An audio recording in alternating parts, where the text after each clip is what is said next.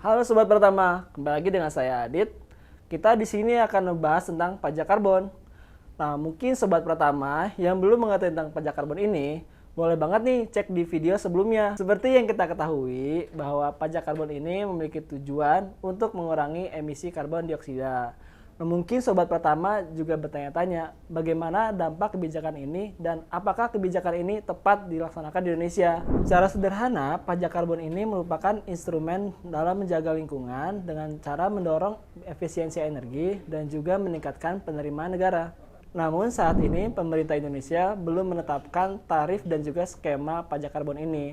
Namun sebagai referensi mengacu pada High Time Carbon Prices 2017, diestimasikan pada tahun 2020 harga tarif pajak karbon mencapai 40 sampai dengan 80 US dollar. Dan juga pada tahun 2030 mencapai 50 sampai dengan 100 US dollar.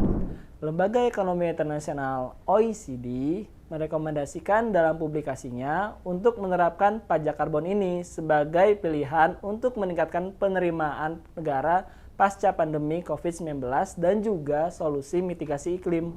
Terlebih, Indonesia termasuk ke dalam 5 besar negara Asia Pasifik yang menghasilkan karbon dioksida dan juga 10 besar di dunia. Melalui wacana kebijakan ini, pemerintah Indonesia telah mengikuti tren global dalam menurunkan emisi gas karbon dioksida dan juga menjaga isu lingkungan sesuai dengan Paris Agreement 2016. Kira-kira apa sih dampak ekonomi dari penerapan pajak karbon ini? Ya kan, pajak ini akan dikenakan pada industri yang menghasilkan gas emisi karbon. Maka industri juga memiliki biaya tambahan dalam memproduksi barang tersebut.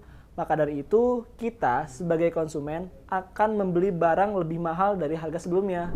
Contoh kasus penerapan pajak ini bisa kita lihat di Prancis, di mana kenaikan harga BBM memicu kemarahan sopir truk di sana. Hal-hal yang harus diwaspadai oleh pemerintah, meskipun pemerintah dapat menetapkan tarif pajak karbon, pada umumnya otoritas pajak tidak dapat membatasi gas emisi yang dihasilkan oleh industri. Selama perusahaan mampu membayar pajaknya, maka emisi yang dihasilkan akan tetap banyak. Maka dari itu, tujuan awal dari pajak karbon tidak akan tercapai. Selanjutnya, hal yang perlu diperhatikan oleh pemerintah adalah menerapkan regulasi mengenai pengawasan dan juga sanksi yang tegas terhadap oknum-oknum yang melanggar peraturan tersebut.